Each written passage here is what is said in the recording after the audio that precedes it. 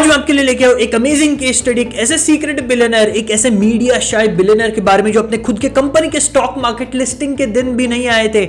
आज कंपनी की market cap 33,000 crore की है और यह आदमी इंडिया का 50th रिचेस्ट मैन है, जिसकी खुद की संपत्ति, खुद की नेटवर्थ $3 बिलियन से ज्यादा है।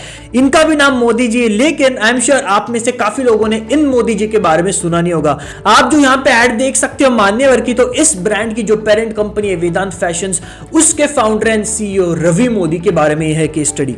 तो अगर आपको बिजनेस में, व्यापार में, स्टार्टअप में इंटरेस्ट है तो फिर इस वीडियो को, इस केस स्टडी को जरूर ध्यान से देखना, अमेजिंग होने वाली है। अगर आपको क्लोथिंग, कपड़ों की इंडस्ट्री में अगर इंटरेस्ट है तो देखना, अगर इन जनरल बिजनेस में इंटरेस्ट है तो भी देखना, क्योंकि काफी सारे बिजनेस के फंडे और फॉर्मूले इसमें देखने वाले हैं, right. And I am sure कि आपको रवि मोदी के ऊपर कोई भी केस स्टडी इतनी इन डेप्थ यूट्यूब के ऊपर या इंटरनेट के ऊपर कहीं भी नहीं मिलेगी। तो इस वीडियो के साथ जुड़े रहना, काफी पावरफुल, काफी अमेजिंग केस स्टडी होने वाली है ये। So hey guys, my name is Siddhant and welcome back to a new video. 1977 में जन्मे रवि मोदी इंडिया के one of the youngest billionaires में से एक है, राइट। इनका जन्म कोलकाता में हुआ था और इनकी और 3 बहनें भी है। इनके फादर भी एक फर्स्ट जनरेशन एंटरप्रेन्योर थे, जिनकी क्लोथिंग की स्टोर थी, कपड़ों की दुकान थी, राइट, जो उन्होंने 1975 में शुरू करी। तो अब जब घर में फादर का बिजनेस होता है तो बच्चे भी बहुत कम उम्र से उस दुकान पे जाना शुरू कर देते हैं, राइट। और गुजराती है तो गुजरातियों के मतलब तो खून में ही धंधा होता है। तो 13 साल की उम्र से उन्होंने अपने फादर की दुकान में जाना शुरू कर दिया स्कूल के बाद में, छुट्टियों में, और फिर उनका उसकी वजह से बिजनेस में काफी ज्यादा इंटरेस्ट डेवलप हो गया, राइट। एंड उनके हर रोज दुकान पे जाने से, उस मार्केट को देखने से, कस्टमर्स को देखने से उनको एक बहुत बड़ी अपॉर्चुनिटी, एक बहुत बड़ी मार्केट गैप दिखाई दी कि हम तो trousers, T shirts, pant, jeans सब कुछ बेच रहे, लेकिन इस मार्केट में traditional wear, celebration wear, ethnic wear का तो बहुत डिमांड है, लेकिन सप्लाई बिल्कुल भी नहीं है, राइट। ये मैं बात कर रहा हूं 1990s की, जब 1980s, 1990s में ना वेस्टर्न सूट्स, वेस्टर्न कपड़ों का काफी ज्यादा चलन था। और ये दिखाता है मोदी जी की सबसे पहली capability, first science of an entrepreneur is that to identify the big market opportunity, right. आज के टाइम में हम लोग देखते हैं कि लोग आइडिया के लिए ढूंढते रहते हैं, राइट, कि भाई मुझे आइडिया दे दो, भाई मुझे आइडिया दे दो। लेकिन एंटरप्रेन्योर की सबसे बड़ी काबिलियत ये होती है कि वो खुद मार्केट में देखता है कि किस चीज की कमी है, किस चीज में अपॉर्चुनिटी है, राइट। तो ये अपॉर्चुनिटी देखने के बाद में उन्होंने अपने फादर को कन्विंस करने के लिए ट्राई किया कि हम लोग मेंस के लिए कुर्ता और पायजामास क्यों नहीं बेचते, राइट। एंड उनके फादर कन्विंस नहीं हुए। उनके फादर ने बोला अरे क्या छोटा बच्चा भी, इसको क्या पता है बिजनेस के बारे में, राइट। तो 1996 में जब वो 19 साल के थे, तब उस समय उनके फादर कहीं पे तो किसी तो भगवान के दर्शन करने के लिए चले गए, एक एनुअल पिलग्रिमेज के ऊपर चले गए 1 हफ्ते के लिए। एंड उनके पीछे रवि मोदी ने 100 सेट कुर्ता और पायजामा मंगवा लिए, राइट, ऑर्डर कर लिए। तो लेकिन उन्होंने 1 हफ्ते में ही, by the end of the first week, उन्होंने उस 100 में से 80 सेट कुर्ता पायजामा बेच दिए थे। तो जब उनके फादर वापस आए तो उन्हें काफी ज्यादा गुस्सा आया कि भाई मेरे पीछे तूने 100 सेट कुर्ता पायजामा मंगा लिए। लेकिन जब उन्हें पता चला कि भाई 100 में से 80 तो इसने सिर्फ 1 हफ्ते में ही निपटा दिए, बेच डाले, तो बहुत ज्यादा खुश हो गए, राइट। एंड ये थी उनकी सबसे पहली एंटरप्रेन्योरियल स्टंट, राइट, जहां पे उन्होंने सबसे पहले खुद के दिमाग से माल मंगवाया और खुद के दम पे वो माल बेचा। आज भी वो कहते कि उनको सबसे ज्यादा किक मिलती है एक चैलेंजिंग कस्टमर को माल बेचने से, राइट। एंड वो कहते कि अगर एक कस्टमर आपकी दुकान में एक गारमेंट, एक कपड़ा खरीदने के लिए आ रहा है और अगर आप उससे एक ही कपड़ा बेचते हो तो फिर आप एक पोस्टमैन का काम कर रहे हो, राइट। उनके शब्दों में, if a customer comes to your store to buy 1 garment and you have sold just 1 garment, then you are doing the job of a postman। तो उनको पता चल गया कि जो उनकी किक थी वो उन्हें चैलेंजिंग कस्टमर्स में, जो कम खरीदना चाहते हैं, जो नहीं खरीदना चाहते, उनको सामान बेचने में उनकी किक उनको मिलने लग गई, राइट। अब जब उन्हें पता चल गया कि इस चीज की डिमांड है, 1990s में काफी ज्यादा बॉलीवुड का भी क्रेज बढ़ रहा था, जिसके वजह से ये मार्केट भी बहुत ज्यादा बढ़ रहा था, इंडियन ट्रेडिशनल वेयर का, इंडियन एथनिक वेयर का। तो उन्होंने 1999 में फिर अपने मां से 10,000 रुपए लेके उन्होंने इस ब्रांड की शुरुआत की, जिसका नाम है मान्यवर। मान्यवर का इंग्लिश में मीनिंग होता है रिस्पेक्टेबिलिटी, तो उनकी टैगलाइन भी है अर्न योर रिस्पेक्ट, राइट। तो वहां पे 10,000 रुपए से शुरू हुई कंपनी मान्यवर, जो सिर्फ उस समय मेंस के लिए कुर्ता पायजामा बेचती थी। आज वो मेन, वुमेन, चिल्ड्रन के लिए हेरिटेज गारमेंट जैसे कि कुर्ता, पायजामा, साड़ी, शेरवानीज, लहंगा, सारी चीजें बेचते हैं, राइट। 13,40,000 स्क्वायर फीट की retail space, 626 exclusive company outlets 235 शहरों में इंडिया में, 14 इंटरनेशनल आउटलेट्स, 1,000 करोड़ का रेवेन्यू और 33,000 करोड़ की मार्केट कैप आज के टाइम में 23 सालों में सिर्फ, राइट।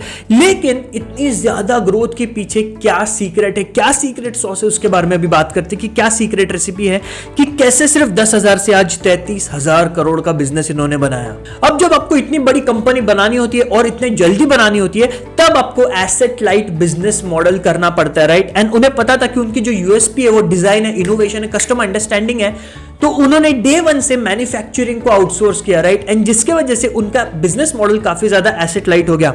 ना उन्हें स्टार्टिंग में पैसे चाहिए फैक्ट्री में डालने के लिए, मैन्युफैक्चरिंग में डालने के लिए, ना वो मैन्युफैक्चरिंग की झंझट, उन्हें सिर्फ अपने डिजाइन इनोवेशन, कस्टमर को क्या चाहिए वो ढूंढ के लाना है, मैन्युफैक्चरर को देना, मैन्युफैक्चर बना के देगा, दुकान में बेचो।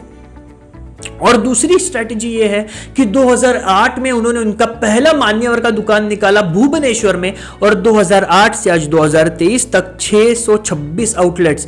अब उन्होंने स्टार्टिंग में company owned, company operated store से तो स्टार्ट किया, लेकिन 2016 में उन्होंने फ्रेंचाइज मॉडल में कन्वर्ट कर दिया, एंड जिसकी वजह से उनकी जो ग्रोथ है वो बहुत सडनली पैन इंडिया एक्सपांड हो गई, राइट। अब फ्रेंचाइज मॉडल में आपको ज्यादा पैसों की तो जरूरत है नहीं, तो आपको कर्जा भी लेना नहीं पड़ेगा बैंक से, क्योंकि आप जिसको फ्रेंचाइज बेच रहे हो उसी के पैसों से आप एक दुकान खोल रहे हो, राइट। तो इस फ्रेंचाइज मॉडल की वजह से और मैन्युफैक्चरिंग को आउटसोर्स करने की वजह से उनका बिजनेस मॉडल इतना एसेट लाइट हो गया कि वो बहुत ही जल्दी स्केल करते चले गए, राइट। जैसे देश के प्रधानमंत्री नरेंद्र मोदी जी देश की जनता को बहुत अच्छे से जानते हैं, वैसे ही मैं समझता हूं कि रवि मोदी जी देश के ग्राहक को, देश के कस्टमर्स को बहुत अच्छे से जानते हैं। एक अमेजिंग कस्टमर मैनेजमेंट टिप जो उन्होंने दी है कि अपने ग्राहक को treat your customer as a guest, अपने ग्राहक को गेस्ट की तरह, भगवान की तरह ट्रीट करो, राइट। क्योंकि वो आपके दुकान में आ रहा है, मान्यवर में आ रहा है शादी के कपड़े खरीदने के लिए, जो कि उसके लाइफ का सबसे इंपॉर्टेंट ओकेजन है, तो उसको गेस्ट की तरह, उसको भगवान की तरह ट्रीट करो। दूसरी कस्टमर मैनेजमेंट टिप उनसे ये है कि you have to treat angry customers in a little better way than how you would treat the customer who comes to buy. एक ऐसा कस्टमर जो कि आपसे गुस्सा है, राइट, जो कि खुश नहीं है, उसको आपको थोड़ा सा और बेहतर ट्रीट करना है कंपेयर टू द कस्टमर जो कि आपसे खरीद रहा है। और हम लोग इसका बिल्कुल ऑपोजिट करते हैं, भाई जो मेरे से माल ले रहा है उसको मैं अच्छे से ट्रीट करूंगा, जो मेरे पे गुस्सा है, जो मेरे से नहीं ले रहा है उसको मैं अच्छे से ट्रीट नहीं करूंगा, राइट। तो उनका कहना यह है कि अगर एक कस्टमर आपसे गुस्सा है या फिर रिटर्न या फिर एक्सचेंज के लिए आ रहा है, तो वो सोच के आ रहा है कि भाई दुकानदार तो दो बातें सुनाएगा, लेकिन जब आप उसे वो दो बातें नहीं सुनाते हो, जब आप उसे अच्छे से ट्रीट करते हो, तब आपका और उस कस्टमर का एक इमोशनल बॉन्ड क्रिएट हो जाता है, right. And this is how you win the customers. अब मान्यवर, मोहे जैसे ब्रांड्स इतने बड़े बन गए, तो इसकी मार्केट कितनी बड़ी और कितनी तेजी से बढ़ रही है उसके बारे में देखते हैं, राइट। तो जैसे मैंने आपको बताया कि 1980s 1990s में थोड़ा सा western style suits, gene, trousers का चलन था, लेकिन बॉलीवुड के आने के बाद में 1990s 2000 से इंडियन वेयर, एथनिक वेयर का चलन ज्यादा बढ़ने लग गया। एंड उस समय और कोई दूसरा प्लेयर था नहीं, तो रवि मोदी जी को फर्स्ट मूवर एडवांटेज मिल गया इस Indian ethnic wear, celebration wear, traditional wear market में, राइट। तो इंडिया में दो ही तो चीजें हम लोग बहुत धूमधाम से करते, दो ही तो तमाशा हम लोग मनाते, एक शादी और दूसरे त्योहार। और ना हमारे देश में त्योहारों की कमी है, ना हमारे देश में शादियों की कमी है। एक रिपोर्ट के हिसाब से इंडिया में हर तीसरा आदमी मैरिजेबल एज में आता है, दैट इज फ्रॉम 20 to 39। इसके वजह से इंडिया में हर साल 10 मिलियन यानी कि 1 करोड़ शादियां होती है, जिनका एवरेज जो बजट है वो 5 लाख से लेकर 20 लाख तक होता है, राइट। इसके अलावा और 30 तरह के नेशनल हॉलिडेज और त्योहार है जिनके ऊपर मान्यवर ने, वेदांत फैशंस ने कैप्चर किया कि भाई शादियों का भी मार्केट ले लेंगे, 30 नेशनल डे फेस्टिवल्स को लेके उनका भी सेलिब्रेशन वेयर और एथनिक वेयर को ले लेंगे। तो इसके लिए इसका इतना बड़ा मार्केट है, राइट। अब मार्केट तो इतना बड़ा है, कस्टमर्स तो इतने ज्यादा, लेकिन उसी के साथ में इंडिया में एक बहुत इंपॉर्टेंट पॉइंट कि ये सारे कस्टमर्स ना प्राइस सेंसिटिव है। आप महंगा बेचोगे तो आपसे कोई नहीं खरीदेगा, क्योंकि इंडिया में पर कैपिटा इनकम लो है। तो इसलिए मान्यवर ने रीजनेबल प्राइसेस पे बेचना शुरू कर दिया। एक मेंस का kurta, celebration ethnic wear kurta 2 से 5 हजार रुपए में, शेरवानी 15 से 30 हजार रुपए में। तो उन्होंने जो डिजाइनर वेयर है, जो अच्छे कपड़े एथनिक वेयर जो पहले सिर्फ डिजाइनर्स के खरीदे जाते थे महंगे वाले, उसे उन्होंने डेमोक्रेटाइज कर दिया। उन्होंने अच्छे रीजनेबल दामों में सबके लिए अवेलेबल करवा दिया, राइट। अब वो इतने रीजनेबल प्राइस में कैसे बेच सकते हो, वो भी एक बहुत अच्छे प्रॉफिट मार्जिन के साथ, उसके बारे में थोड़ा आगे बात करेंगे। लेकिन उन्होंने फिर और सारे कस्टमर्स को केटर करने के लिए, जैसे कि सेलिब्रेशन वेयर को केटर करने के लिए उन्होंने उनका ब्रांड शुरू किया 2015 में, मोहे, जिसके आप यहाँ पे ऐड देख सकते हैं। उसी के साथ में उन्होंने प्रीमियम लाइन स्टार्ट की जिसका नाम है त्वमेव, फिर मास मार्केट लाइन स्टार्ट की जिसका नाम है मंथन। 2017 में उन्होंने एक राइवल को खरीदा जिसका नाम है मेबाज। अब वो इनिशियली पहले सिर्फ नॉर्दर्न, ईस्टर्न, सेंट्रल इंडिया को केटर करते थे, लेकिन उनका जो राइवल है मेबाज, उनको एक्वायर किया उन्होंने, क्योंकि वो सदर्न इंडिया को भी केटर करना चाहते थे, राइट।